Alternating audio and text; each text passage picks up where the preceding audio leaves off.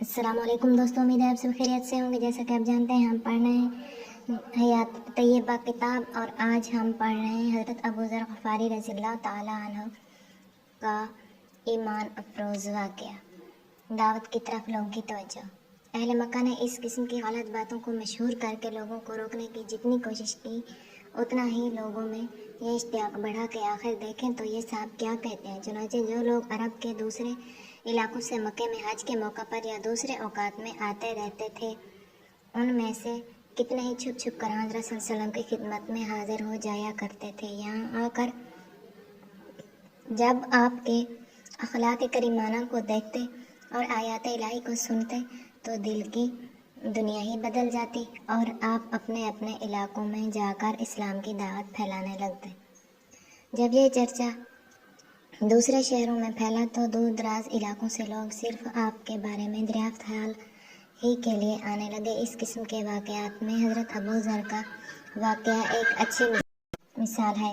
غفار کا قبیلہ اس راستے پر آباد تھا جس سے ہو کر قریش ملک شام کو تجارت کے لیے جایا کرتے تھے۔ جب وہاں یہ بات پہنچی تو حضرت ابو ذر کے دل میں بھی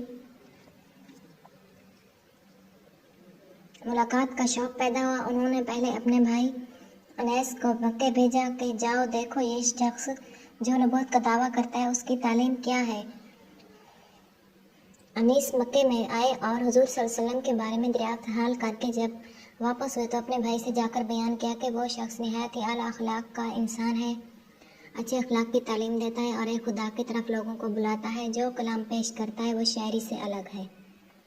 ابو ذر رضی اللہ تعالیٰ عنہ کو اس مختصر بات سے تسکین نہ ہوئی، خود سفر کے لیے تیار ہو گئے۔ مکے میں پہنچے تو ڈر کے مارے کسی سے حضرت صلی اللہ علیہ وسلم کا نام تک نہ پوچھ سکے۔ حرم میں حضرت علی رضی اللہ تعالیٰ سے ملاقات ہوئی، 3 دن ان کے ہاں مہمان رہے۔ جب کہیں ہمت ہوئی کہ اپنے سفر کی غرض ان سے بیان کریں، چنانچہ حضرت ابو ذر رضی اللہ تعالیٰ نے اسلام قبول کر لیا۔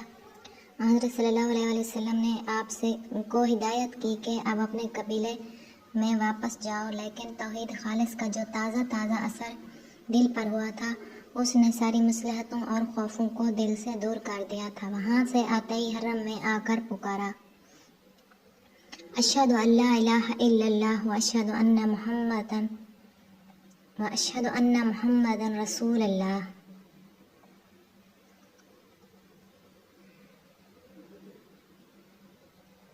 یہ سننا تھا کہ لوگ چاروں طرف سے دوڑ پڑے اور مارنا شروع کر دیا۔ وہ تو خیر ہو گئی کہ عین وقت پر حضرت عباس آ گئے اور انہوں نے مارنے والوں سے کہا کہ یہ غفار کے قبیلے کے آدمی ہیں اور تمہارا تجارتی راستہ ان کے قبیلے کے پاس سے ہو کر گزرتا ہے۔ اگر انہوں نے تمہارا راستہ بند کر دیا تو کیا کرو گے؟ یہ سن کر لوگوں نے آپ کو چھوڑ دیا۔ حضرت ابو ذر جب اپنے قبیلے میں پہنچے اور جا کر اسلام کی دعوت دی تو تقریباً آدھا قبیلہ اسی وقت مسلمان ہو گیا۔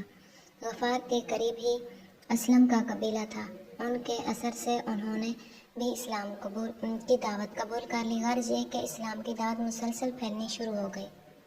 یہ بات مخالفین کے لیے سخت اذیت اور تکلیف کا باعث بنتی رہی، چنانچہ اب ان میں سے کچھ لوگ مجبور ہو کر ابو طالب کے پاس شکایت لے کر گئے۔ اس وقت میں تمام رؤسائے قریش شامل تھے۔ انہوں نے ابو طالب سے کہا کہ تمہارا بھتیجا ہمارے معبودوں کی توہین کرتا ہے، ہمارے باپ دادا کو گمراہ بتاتا ہے اور ہم سب کو غلط کار اور احمق کہتا ہے، لہٰذا یا تو تم بیچ سے ہٹ جاؤ تو پھر ہم معاملے کو آخری بار چکا ڈالیں، یا پھر تم اسے سمجھاؤ۔ جب ابو طالب نے اندازہ کیا کہ اب معاملہ بہت نازک ہو گیا ہے اور میں اکیلا کب تک سارے قریش کا مقابلہ کروں گا، تو حضرت صلی اللہ علیہ وسلم سے بولے، پیارے بھتیجے، میرے اوپر اتنا بوجھ تو نہ ڈال کہ میں اٹھا نہ سکوں۔ حضرت صلی اللہ علیہ وسلم نے جب دیکھا کہ ابو طالب کے قدم بھی ڈگمگائے جا رہے ہیں تو نہایت اطمینان کے ساتھ فرمایا، خدا کی قسم، اگر یہ لوگ میرے ایک ہاتھ میں سورج اور دوسرے ہاتھ میں چاند لا کر رکھ دیں تب بھی میں اپنے فرض سے باز نہ آؤں گا۔ خدا یا تو اس کام کو پورا کرے گا یا میں خود اس کام پر نثار ہو جاؤں گا۔ آپ صلی اللہ علیہ وسلم کے اس پختہ ارادے اور باہمت فیصلے کو سن کر ابو طالب کی ہمت بھی بندھی اور انہوں نے کہا، جا، کوئی تیرا بال بیگا بھی نہیں کر سکتا۔